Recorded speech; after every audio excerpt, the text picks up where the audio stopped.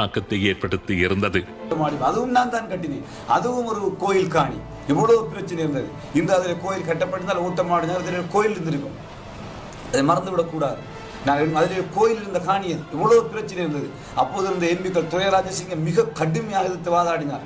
மிக கடுமையான நான் மாவட்ட அபிவிருத்தி கொடுத்தார் என்ற அதிகாரத்தை பயன்படுத்தித்தான் அந்த காணியை நான் பொறுப்பேற்றேன். பொறுப்பேற்று பிரதிநிதி கொடுத்து ஓட்டமாவடி பள்ளிவாசலுக்கு கொடுத்து அதிலே நாங்கள் ஒரு மார்க்கெட்டை கட்டினோம்.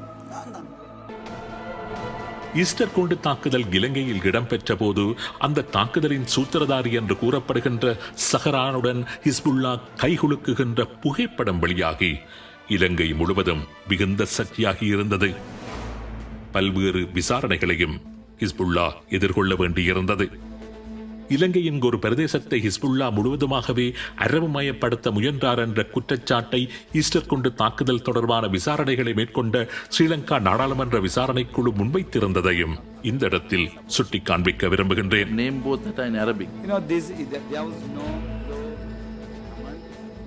இலங்கையில் இரத்த ஆறு ஓடும் என்று ஸ்ரீலங்கா நாடாளுமன்றத்தில் வைத்த ஹிஸ்புல்லா பகிரங்க எச்சரிக்கையை விடுத்து ஈஸ்டர் குண்டு தாக்குதல் சம்பவம் போன்ற ஒன்றை முன்குறித்திருந்ததையும் இந்த இடத்தில் சுட்டி காண்பிக்க விரும்புகின்றேன். ஆக ஹிஸ்புல்லா என்பவர் இலங்கை அரசியல் அரங்கில் ஒரு சர்ச்சைகளின் நாயகனாகவே தொடர்ந்து பலம் வந்த வண்ணம் இருக்கின்றார். ஹிஸ்புல்லா என்கின்ற பெயர் எங்காவது உச்சரிக்கப்பட்டுவிட்டால் உடனடியாகவே அந்த விடயத்தின் பின்னணியை சந்தேகமாக பார்க்கின்றதான ஒரு போக்கே இலங்கையில் தொடர்ந்து இருந்து வருகின்றது. ஹிஸ்புல்லா நல்லவரா கெட்டவரா என்கின்ற வாத பிரதிவாதங்கள் தொடர்ச்சியாகவே இலங்கையின் மூவித மக்கள் மத்தியிலும் இருந்து வருகின்றன.